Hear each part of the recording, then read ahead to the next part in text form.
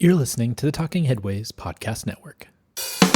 Talking Mondays. Keep moving on. Keep moving on. Talking Mondays. Keep moving on. Keep moving on.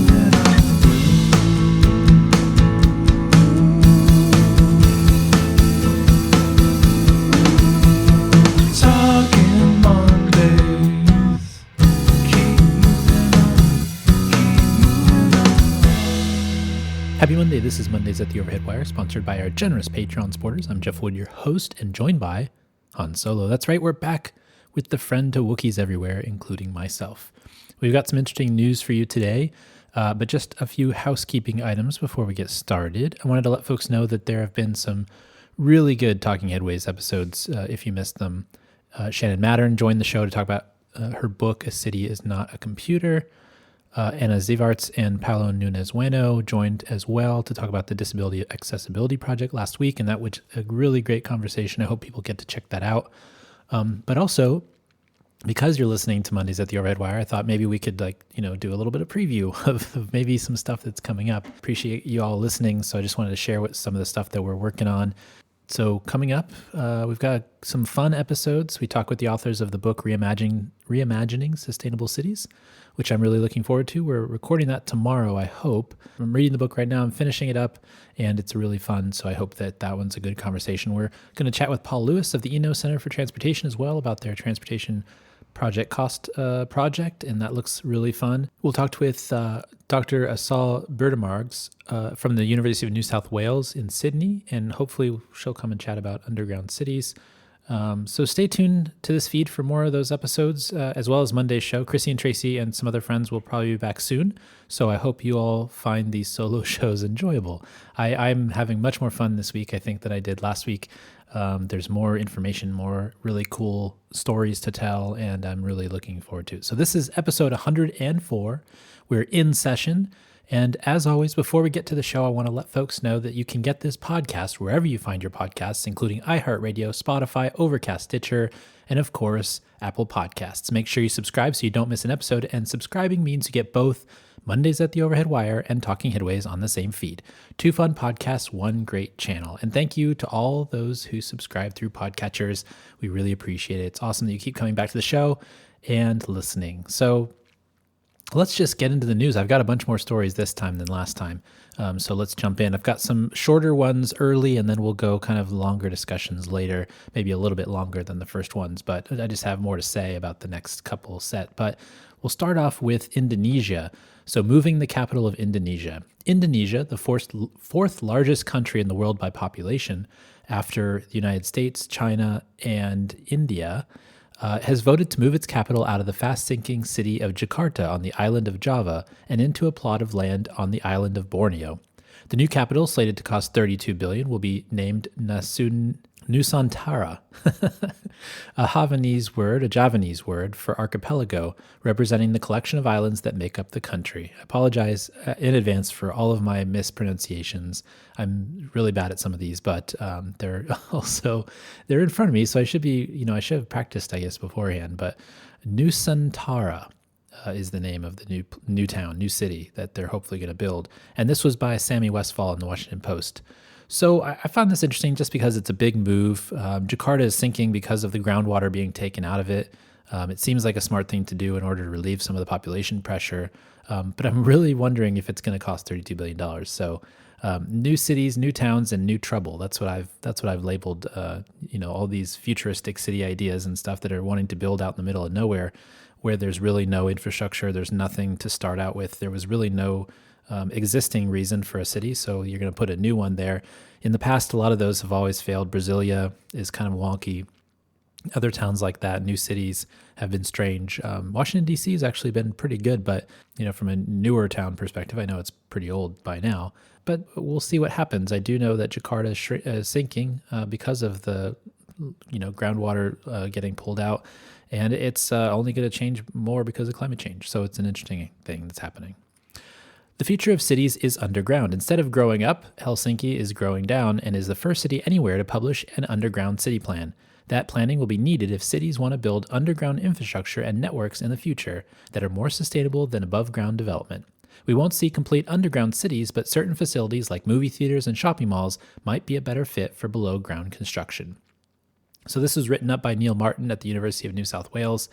I thought this was interesting, and I hope to get to chat with Dr. Asal about this soon. And I really do wonder if some cities are going down for certain buildings, and it's going to turn into a new trend because of just how hard it is to build up.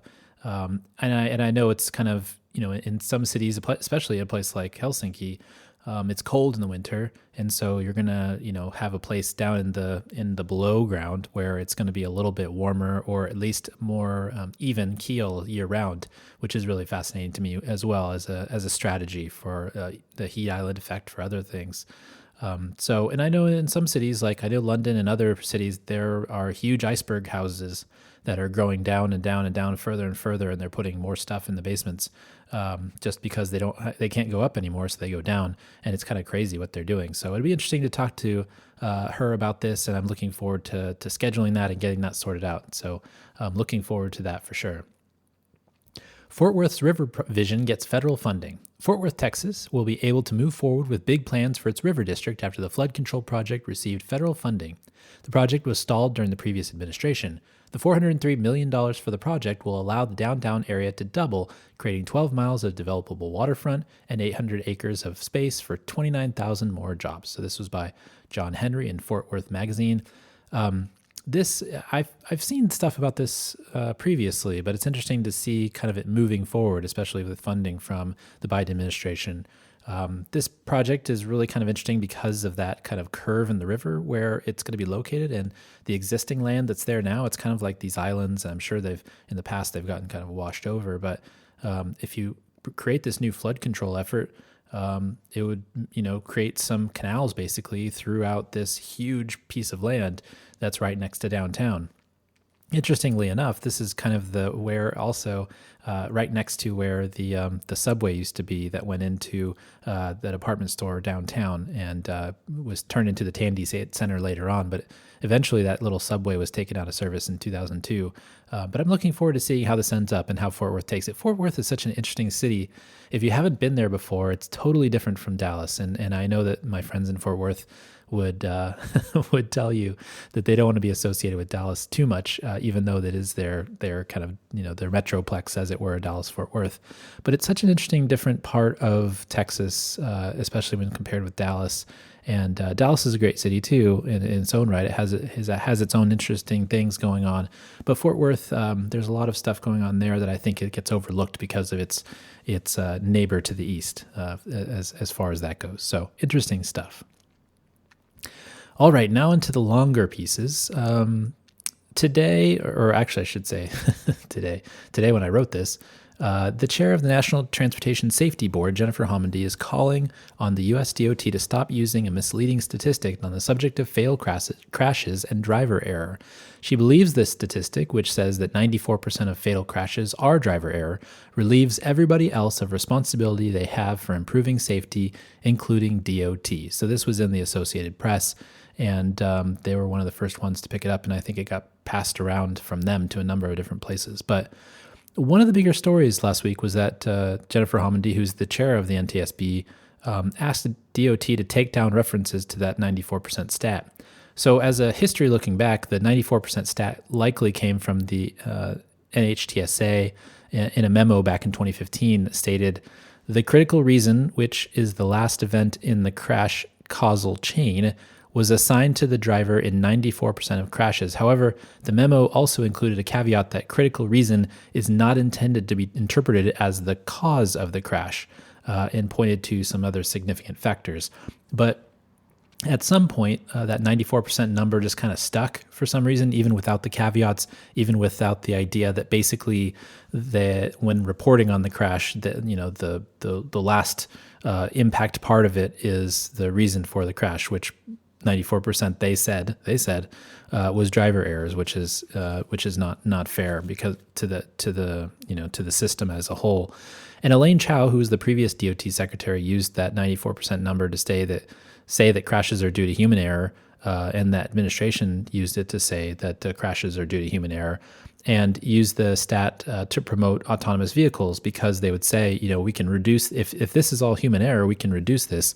So if the whole system is predicated on the statistic, there's a lot to be said for this kind of pushing of autonomous vehicles as the savior of traffic deaths. As we know, there's been a number of traffic deaths with any of the systems that people are using now that believe that they're in autonomous vehicles. Obviously, they're not. The autopilot system for Tesla is not an autonomous system, and they've been called out for that many times because of the traffic deaths on the road. But the DOT, even after understanding this recently, the DOT still had that statistic up, which has since been taken down from the websites actually this last week. But she said that Hamidi said that the stat contributes to a culture that ultimately accepts the 40,000 deaths that occur on the streets and roads, which actually went up last year, even during the pandemic, because people were going faster, because there was more space on the roads to go faster. More people were out walking and biking. So that's actually, given the less amount of VMT that people were driving, it's actually astonishing that the roads became more unsafe than they were the previous time. So, I want to read a quote from her as well from the article, talking about this responsibility and who has responsibility. So at the same time, it relieves everybody else of responsibility they have for improving safety, including DOT. You can't simultaneously say we're focused on a safe system approach, making sure everybody who shares responsibility for road safety is taking action to eliminate fatalities and serious injuries, and have a 94% number out there, which is not accurate. So basically, she's saying that we can't do the safe system approach if we have a number out there that tells people that it's driver error and they can't do anything about it. So moving forward to the infrastructure bill, there's $5 billion for a safe streets and roads program in the infrastructure bill. But ultimately, as many of you all know, we need a complete redesign of streets and roads and, frankly, engineering practices as well. I think Hamidi's quote about relieving everyone of responsibility is true. And it's not just DOT, but road engineers, planners, politicians, and more who think, generally death is just the risk you run when you're going out in your car or walking or biking. But ultimately, as you all know, it doesn't have to be that way. I look forward to seeing kind of what this safe systems approach is in more detail. And, apparently sometime this week, actually, they're going to release a national strategy on safety. So stay tuned for that for sure. But, all these types of statistics that show up, whether it's the rule related to, I think it's the 85% rule, where they design roads to for the number of people that are speeding over the limit. And we need to slow down. And I think we've seen from some of the changes in the speed limits, and I think I saw a study about this in Berlin recently that crashes had reduced when the speed limits went down. That makes all the difference in design and all those things. So ultimately, we need to stop kind of laying our heads on statistics and start to actually, get to the core of what the reason is for these crashes. Is it speeding? Is it roads that allow for speeding? Is it people on telephones? Is it any number of things that could have gone wrong that aren't driver error but are systemic? That's the word I'm looking for, is systemic. So interesting stuff. Stay tuned. I think there will be a national strategy release. That's what we're being told. So look out for that. A way to fix broken sidewalks faster. In 2016, disability rights activists won a lawsuit against the city of Los Angeles over the sad state of its sidewalks. As a result, the city is required to spend $1.4 billion over the next 30 years on sidewalks, but progress has been frustratingly slow. UCLA professor Donald Shoup suggests that the city can speed up the process by requiring sidewalks to be repaired and ADA compliant before a home is sold, putting the onus on homeowners to make faster fixes to the 10,750-mile network. This was written by Donald Shoup in Bloomberg City Lab. So I think the gist of this idea is something that people I've seen pushed back on Twitter and other places, and asking why the city or the transportation department isn't more responsible for building more sidewalks. And I think that's a fair kind of comment. And I think ultimately they are responsible for putting in the infrastructure that's needed for access. But it's even with this $1 billion in the budget, it wasn't happening fast enough in Los Angeles. So, Donald, I think, was trying to find a way that would work that actually kind of sped up the timeline on replacing the sidewalks and putting in new sidewalks in the system. And, when we moved into this place specifically, there's other rules and regulations that you have when you sell a house or when you move into a place beforehand. So if you're selling a house, you have to replace all of you have to replace toilets that are not efficient. You have to put in other measures like I think it's door flashing and things like that to make sure that the house is secure from an energy efficiency standpoint here in California. But ultimately, this is something. Sidewalks, anyways, is something you could do at the same time as you replace the toilets or you replace flashing or whatever it is. It's ultimately a safety and access improvement, and it's following ADA requirements and rules. So it makes sense that if you purchase a house, the seller, who is, I'm guessing, making a little bit of money off the house if they've been in the house for a long time, especially in Los Angeles or in California and the Prop 13, et cetera, that you can require them to do it, and ultimately they can do it as long as it's within the rules and the regulations, but probably find a cheaper contractor and get something done. So I know it wasn't super popular for some folks, the idea that selling your house means that you got to do all this stuff, but there is such a thing needed for access, I believe. It's interesting to see how that works. So and then there's a lot of places, actually, I think that's just LA though, where Donald's suggesting that. I mean, in a lot of places there are no sidewalks. Many parts of the world, in the United States, there are no sidewalks. So it'd be interesting to see how you would even start to think about building a whole new sidewalk network in some of those places too. And that's a whole other issue, I think, than some of the places in Los Angeles. But it's an interesting idea. It's a way to move forward, and it started a conversation. So good job, Shoopdog. Okay, out with the old. UCLA researcher M. Nolan Gray believes we should stop worshiping older homes, instead focusing on new and more housing stock that's safer and more energy efficient. While he's not against preserving design and history, the problem is that we continue to not build enough housing, causing us to pay more for older housing that isn't up to current standards. This was by M. Nolan Gray in The Atlantic. You know what? I'm all for it. If we can build new houses, that's great. And as I've said many times on the show, give me for-profit housing, nonprofit housing, public housing, co-ops, social housing, community land trusts. Let's do everything we can to build more housing. All this talking about which one is better is annoying and really slows us down. I think we need to build more housing and allow more housing. I will say that renovating older houses is great too, because if they were built correctly in the first place and fixed in the right way, they can be renovated to have as much efficiency as newer houses, and you're not losing that embedded carbon that was part of building the house in the first place, and cutting down the trees for the wood and laying the concrete, et cetera. Obviously, some of those things are going to be rotting from time to time, or if somebody didn't take care of the house or didn't have the right roof or whatever, it might not work.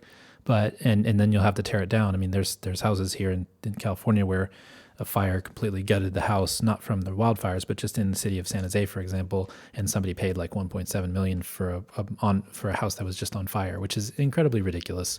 But ultimately you have to tear that down because it's not safe anymore. So I think that new houses are good. I think that old houses are good. I think that we just need more housing stock, and I think that's kind of the idea that Nolan's getting to. He's also talking about energy efficiency and maybe building new is just more comfortable for some folks, just from an energy efficiency standpoint, from a heating and cooling. You might be able to electrify the place and do climate change adaptations, heat pumps instead of hot water heaters that use gas, those types of things. There's a good argument for that, I think. So ultimately, I don't think I would argue with him necessarily. There are some historic preservation things that I think people would argue about, whether it's okay to save houses, but there's some places where I think historic preservation is used kind of as a cudgel to keep things from actually moving forward. And this whole idea, have you all seen this crazy idea that they need to protect the current Penn Station now with historic preservation, it's the dumbest thing I've ever heard of. The previous Penn Station definitely needed to be protected, but the one that's there now and the basketball arena that's above it, I mean, that seems silly to me to protect that. We need to stop thinking that things that were built in the 60s, 70s are something that needs to be protected that in that way. I mean, there's probably some single family home somewhere on a hill that's a really famous architect or something, maybe, but very rare, very rare. I think we see that here in California too, 40s and 50s houses in San Francisco, Nutria houses, and some other folks that were architects that people are frustrated by them tearing it down. But I think maybe that's part of what he's attacking too, is that idea that everything's sacred. And people in Europe and other places laugh at us like, oh, why are you protecting something from the 1970s? We're protecting things from the 1270s. It doesn't make much sense. So interesting thought. But like I said, we need to build more housing, and it's just something that's necessary to bring down housing costs ultimately, especially here in California. I know we're weird in here in California, and even in some places like New York City, but ultimately, need more housing. That's what I'm saying. Okay. Who really governs cities? In his new book, Constructing Community, Jeremy Levine discusses how the governance of American cities has shifted away from the traditional urban machine politics as the public sector atrophies. Jake Bloomgart interviews Levine about, in part, the rise of nonprofits and foundations that have taken over some public sector functions, governing from outside of established accountability, such as elections. This was by Jake Bloomgart in Governing. Thanks, Jake, for writing this. This is a great piece, great discussion as well. I want to explore this more in the future as well. And I've asked Jeremy, actually, if he'd like to come on the podcast because I'm fascinated with this idea of replacement government without accountability, like these nonprofits. And there's a lot of nonprofits that we love and that really do great work. When they act as community development agencies or as planning proxies, that's, I think, when they can maybe get into trouble because they might go out and listen to the community voice, and they might go and try to help people who, probably don't have enough money to do the same things, or governments that at the moment don't have enough money to do the same things. But ultimately, like in the piece, I think, they might be just a shadow of the elected government that is somewhat unaccountable, somewhat unable to respond to the wishes of, say, voting and democratic checks and balances. There's also an article recently in the American Prospect about Warren Buffett's son in Kingston, New York, that I found really fascinating, that kind of connected to this as well. They generously funded a lot of media outlets in the area, trying to keep the city kind of going and keep the media ecosystem going. But when they didn't like some of the reporting, or somebody didn't like something about something somebody did, the funding got pulled back, and they kind of made people think like, well, who is this really? Is this a donation? Is this a trust? Or is this something where somebody specifically behind the curtain is running the town, and who are they specifically running it for? Are they running it for the people? Are they running it for themselves? Are they protecting certain interests? Those types of things. So were they actually funding community functions, or were they controlling them, is another question I had specifically about that one. But lots of interesting questions for sure, and a topic that probably needs a lot more sunlight, even for the community foundations and the nonprofits we like. I mean, that's one thing is we can't just be kind of pushing back on the ones we don't like. We can also push back on the ones we do like, because as institutions that are connected in some form or fashion to a government process, it might not be as good as we thought it was, just because of the way that it kind of enacts itself. People with lots of money giving to certain causes that aren't necessarily a community cause, or, even if they're good intentioned and everything else, but they're a replacement for government almost, because of the lack of funding that we're giving governments to do work that can be elected, voted, etc. So interesting stuff. And finally, blocking out a recycling alternative. Residents of Boise, Idaho have been asked to separate some hard-to-recycle plastics into separate containers, first to be incinerated for energy, and then to be compressed into Lego-like construction blocks. Compliance has been low, but the city still collects 30 tons of material each month. The process creates no emissions and uses 100% of the materials, making it incredibly eco-friendly. So this is by Rain Noe in Core 77. I really just enjoyed this piece. I really like this idea that you can take plastic bags, whether it's the plastic bag that your bread came in, or other plastic bags that generally they say they're recyclable, but they don't get recycled. And just making building blocks out of them. They basically, this process is really fascinating. They steam it and they add, kind of a compression component, and then they can push it into a Lego block basically. And every single piece, because it's not melting anything, it's not trying to extract any plastic pieces, they're not taking the ink out or anything like that of the plastic, they're just compressing and steaming it and pushing it so hard that it forms these blocks that can't, they're basically pressed together, they're melted together. And it uses, like they said, 100% of the material. So you're not, you're not losing any of the stuff in this process. And so what they've been doing with them in Boise is they've actually created it's been the insides of these outdoor benches and these outdoor like bus stops and coverings and things like that.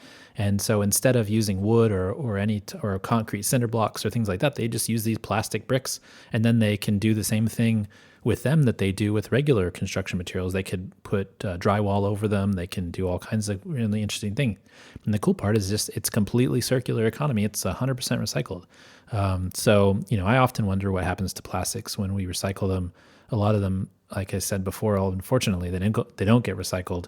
But if we can start generating ways to do things like this, I think it would go a long way in helping us to that idea of a circular economy and creating a system where we're actually recycling 100% of the stuff we're using. And there's a lot of plastics, I think, that are like that. It's not like tinfoil or other things that are more recycled. The plastics are kind of the trouble, and the need is there and strong to actually take those and reuse them rather than just kind of throwing them away in a landfill. Okay, well, this week and every week, I want to thank our generous Patreon supporters. You guys are awesome and keep the show going by listening and supporting each month. This show and the Talking Headways podcast really wouldn't be here without you, so thank you very much. And you can support the show by going to patreon.com/theoverheadwire. We've had people sign up each month during the pandemic. We're super appreciative of that. $2 a month will get you some stickers. $10 a month will get you your bus-only scarf. The bus-only scarf is sold out for the general public, but if you become a Patreon supporter, I still have a few left. I noticed that one of the folks from TransLink was actually wearing their bus-only scarf that Joe in Washington State sent her. So I appreciate that a lot. It was, and I find it here in my feed. I'm looking at Sarah Ross. Sarah Ross at TransLink was wearing a bus-only scarf on the news, which was amazing. That's awesome. So we have a couple left for folks that want to become Patreon supporters. You can get a scarf by doing that. And then, of course, we're going to try to put together a new scarf soon and then have something going on, hopefully, in the next few months. So watch out for that. Also, if you want to get a copy of the audiobook version of Raymond Unwin's 1909 classic, Town Planning and Practice, you can do so by going to raymondunwin.com. The book was fun to produce, and if you're a History of Planning fan, it's the first one listed on the American Planning Association's 100 Essential Books of Planning. So thanks for that. Okay, listener questions and comments. So last time I asked folks if they had some thoughts on how cities are put together. And I got a couple of emails back that said they suck. They're not cool. And then I kind of pushed a frequent commenter, Jeremy Crawl, to make more comments than that.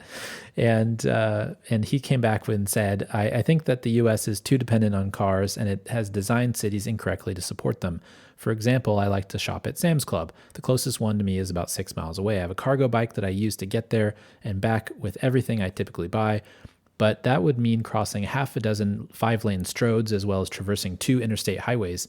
My local Walmart is on a state highway, and the Meijer, a regional version of Walmart, is across another state highway and a divided stroad. Both of them are less than 3.5 miles away. It's ridiculous that it's so painful to do something so basic as grocery shopping. Now I do live in Metro Detroit. I've also spent my entire working life in the automotive industry, but even I have to say that has gone too far. There has got to be a better way, and EVs aren't it. for a number of years, I tried to use motorcycles as a means of transport. The winters here won't allow for that, as well as still using the same infrastructure. That is the problem. So, Jeremy, thank you so much for your awesome response. I really appreciate it. I think that a lot of folks get annoyed with the way that cities are structured these days, especially if you live outside of the urban core of the urban core. It's frustrating to get around, and the way that things are designed, you have to drive between two places. I mean, people, we went to actually Napa a number of weeks ago for a friend's reveal party. They do those gender reveals, and we were coming back. I got a zip car because you can't get up there necessarily quickly by transit, and so I got a zip car, and then we're driving back, and we stopped at the Trader Joe's. We were like, well, we're out, we might as well stop at the Trader Joe's while we're coming back and get something, maybe get a couple of Christmas things too. And we parked at the Target and went to the Target, and then came back out, and then we walked to the Trader Joe's, and I swear people looked at us like we were crazy walking across the parking lot instead of driving our car to the next place. This is up just north of San Francisco, so it's frustrating sometimes. You try to do the right thing and maybe reduce the amount of gas you're using in some little tiny ways, and the system kind of kicks you back. So I appreciate that again, Jeremy. Also, I know that Jake wrote a message about, I think I was complaining last week about Halloween, Christmas are really great because you can decorate the house. And he mentioned that people are decorating for Valentine's Day. And actually, we're decorating a little bit for Chinese New Year as well. So that's next on the list. I'm looking forward to doing that as well. So that's pretty cool. All right, puppies and butterflies. Or actually, I should say, if you want to comment or question, feel free to tweet at us or comment on any social site where the podcast appears, or feel free to email us at theoverheadwire@gmail.com, at theoverheadwire at Twitter. Next up, puppies and butterflies. You know what? Puppies and butterflies. I've just been watching a lot of television. We watched the Kids Baking Show. I think I mentioned that last time. Watching some other things, the Book of Boba Fett, which is Star Wars and really fun, especially when you think about cities and the way that they do the desert in the show. And so, yeah, lots of television, lots of, good food. It's really nice that we've been going over to my grandma's house still on Wednesdays to visit. And so that's been great. So lots of stuff like that, puppies and butterflies. I'll have a better one next time, I promise. It's not like things have been horrible, but I think everybody's Omicron'd out, to be honest with you. I think we're all ready to get going and start making a different world out there. But we got to obviously be careful and not try to spread the virus as much as possible. So we've been not going out as much, but I know that there's folks that might not have that choice, and there's other folks that have kiddos and stuff that they're desperately wanting to go to school. So that's a whole other conversation, but let's keep it happy. So do something fun this weekend. Do something fun next weekend. I know that the 49ers made it to the NFC Championship, so I'll be watching that as well. Okay, so you can find me online on Twitter at @TheOverheadWire, at TheOverheadWire.com. You can sponsor the show by going to patreon.com/TheOverheadWire, as we mentioned. Thank you so much for joining us on Mondays at The Overhead Wire. Thanks to our generous patrons for supporting this week's podcast, and we'll see you next time. Talking